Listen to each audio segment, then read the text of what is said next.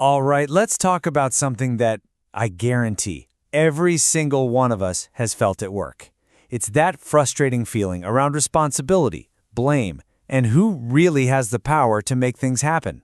Today, we're going to flip that entire script and show you where your real power has been hiding all along. Just let that sink in for a second. This really gets to the core of it, doesn't it? It's the belief that drives this wedge in so many workplaces. This idea that when things go south, it's always their fault, but when things go great, well, that was just lucky for us. And that is the unjust narrative we're going to pull apart today. It's a story that quietly poisons morale, shapes the culture, and, it absolutely tanks results. So, let's get into it. What does this unjust narrative actually look like day to day? It's a pattern that is so common, I bet it's going to sound really familiar. Here's the classic double standard, right? When a project fails or a deadline gets missed, where do all the fingers point? Up. Management set an impossible deadline. But when that same project is a huge success, oh, that credit stays right here with the team. We pulled it off against all odds. It's a total heads they lose, tails we win situation. And the result of this narrative? Well, it's just so corrosive. It basically creates this weird parent-child dynamic at work. You've got employees who are treated like kids who can't possibly be responsible for a mistake, and then you have leaders who get painted as these villains behind everything that goes wrong. In the end, that story helps absolutely no one. So this brings us to a really important question. If this whole dynamic is so obviously unhelpful, why do we fall for it so easily? Let's dig into the psychology of why we're so quick to blame. Now, really, think about it for a second. The last time something went sideways on a project you were on, what was your first gut reaction? If your brain immediately started scanning for someone or something else to blame, you are definitely not alone. And here's why that happens. The simplest truth? It is just easier to look outward for blame than it is to look inward. Seriously, looking at ourselves takes work. It takes humility. But pointing a finger, that's fast, and it's an instant shield for our ego. And layered right on top of that is just good old-fashioned fear. We're scared of the consequences, right? We're afraid of looking like we don't know what we're doing, of messing up our reputation, or even facing real trouble.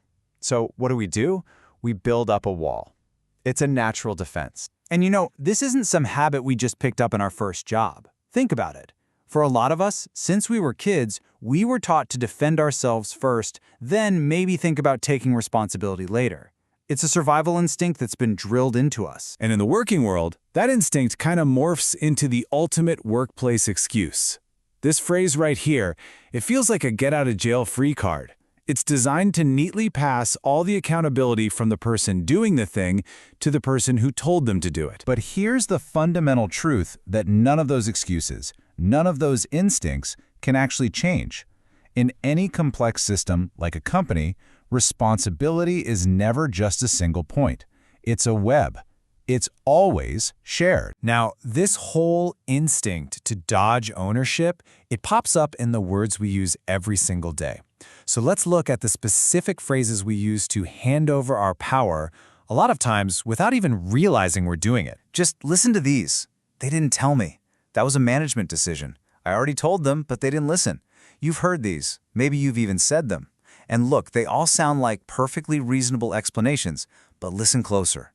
Every single one is a statement of passivity. It positions you as a bystander in your own career. And this is maybe the most important mindset shift we can make.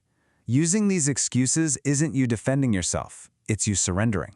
Every time you say, they didn't listen, you are willingly giving away your power, your ability to have an impact, your agency. So it all comes down to a choice between two very different ways of thinking. You've got the blame mindset. It's always them versus us, you're always on the hunt for a culprit, and you're basically just sitting around waiting for someone else to fix things. Or there's the builder mindset. You see the whole company as one system, you're focused on finding solutions, and you take ownership to actually create change. Okay, so how do we actually choose to be a builder? This next part is all about action. Here's exactly how you can start taking charge and stepping into this more powerful role, like today. This stuff takes practice. First, you've got to stop the them versus us talk. Literally catch yourself before you say it. Second, after a project, be the first person to ask, okay, what could I have done better? That shows everyone it's safe to be reflective. Third, when things go well, go out of your way to publicly thank people who helped you. Fourth, hold yourself to the same standard you hold your leaders to. You can't demand perfection from them if you're not trying for it yourself. And finally, and this is a big one, remember that the stories you tell in the hallways by the coffee machine, that is what builds the culture. You're either part of the blame game or you're building something better with every chat. By practicing these steps, you're doing so much more than just changing a few words. You're actively shifting your entire team's energy away from finding who's at fault and toward building a better way forward. And that's the whole point. So let's just nail down the key takeaways here. First, the company is one system. If one part fails, you have to look at all the pieces. Second, you are always a part of that system, which means you're either part of the problem or you're part of the solution. And finally, realizing this and choosing to stop looking for culprits, that is the definition of professional maturity. Ultimately, it really does boil down to this. Being a mature professional isn't about getting better at dodging blame. It's about leaving the whole search for culprits behind and starting to build. So we're going to leave you with this one question to carry with you. The next time you find yourself criticizing something at work, a decision, a process, a person, just pause for a second and ask yourself, what part of this actually depends on me?